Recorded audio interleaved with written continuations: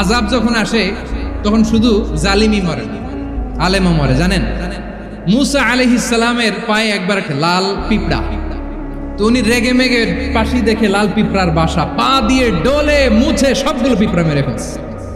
এই ঘটনাটা আল্লাহ ঘটিয়েছেন, এজন্য মুসা আলাইহিস সালাম ছিলেন কালিমুল্লাহ, সরাসরি আল্লাহর সাথে কথা বলতেন। তিনি আল্লাহকে জিজ্ঞেস করেছিলেন, আল্লাহ তুমি যখন কোনো জনপদে আযাব পাঠাও, শাস্তি দাও, ওখানকার শুধু জালেমরাই তো মরে না, ভালো মানুষগুলাও মরে, তো আযাব দিবা মুশরিকদের উপর দিবা, অবাধ্যদের উপর দিবা, ভালো মানুষগুলারে মারো কেন? আল্লাহ বললেন, মুসা তোমার যে কামড় দিছিল পায়ের মধ্যে পিঁপড়া, কয়টা পিঁপড়া?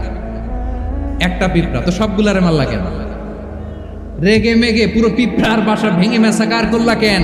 আমি যখন অ্যাকশনে যাই, আমি যখন শাস্তি দেই, তখন এত বাস বিচার করা হয় না, বাস বিচার করা যায় না। যখন অ্যাকশনে যাওয়া হয় ওইটা ডাইরেক্ট অ্যাকশন হয়ে যায়। চিল্লায় বলো ঠিক কিনা? এজন্য আমাদের বাঁচার জন্য হলে ওই পাপ থামাতে হবে, এই শয়তানের অট্টহাসি থামাতে হবে, অন্যায় অপরাধ সমাজ থেকে আমাদের থামাতে হবে। কারণ আযাব আসলে ওরাও মরবে, আমরাও মরব। একটা জাহাজ 2 তলা, আপনি আছেন 2য় তলায়, নিচের তলার কিছু লোক জাহাজের তলা ছিদ্র করতে আরম্ভ করছে। কি ছিদ্র করতেছে? আচ্ছা, জাহাজের তলা ছিদ্র করলে তলা দিয়ে কি ঢুকে? এখন আপনি যদি বলেন আমার কি, আমি তো 2 তলায়, আমি তো ভালো আছি, ওরা ছিদ্র করে ওরা মরবে। আসলে কি শুধু ওরা মরবে?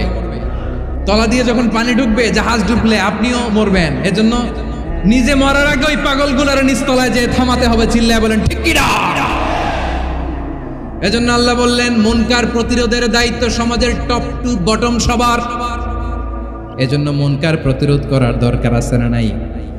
সমাজে এই যে ইফটিজিং হয়, আপনার বোনের বয়সী একটা মেয়েকে কিছু বখাটে টিটকারি করে, এই বলে সেই বলে, নোংরা কথা বলে, রাস্তায় দেখেও আপনি পাশ দিয়ে না দেখার মতো চলে যান কেন? আপনি দাঁড়ান না কেন? আপনি দাঁড়ালেই তো থেমে যাবে, কারণ সত্যের যে শক্তি তার সামনে মিথ্যা মুখ থুবড়ে পড়ে। আপনার সামনে ও কিছুই না, নাথিং।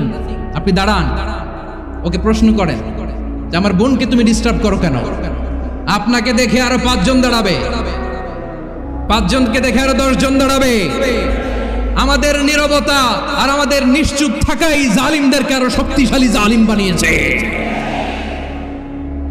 এজন্য মুনকার প্রতিরোধের দায়িত্ব আমাদের সবার। টেন্ডারবাজি, চাঁদাবাজি, দুর্নীতি, অপরাধ, দখলদারিত্ব, মজুদদারি, এগুলো সব কিছু একসাথে প্রতিরোধ করতে হবে। ঠিক কিনা বলেন? একটা মানবিক সমাজ যদি চাই, প্রতিরোধ করতে হবে। প্রিয় ভাইয়েরা, আল্লাহর শপথ নিয়ে বলি, এই নাসিহাতগুলো সবার জন্য, সব দলের জন্য, সব মতের মানুষের জন্য। আমরা কোনো দলের প্রতি মানুষকে ডাকি না, আমরা ডাকি ইসলামের দিকে।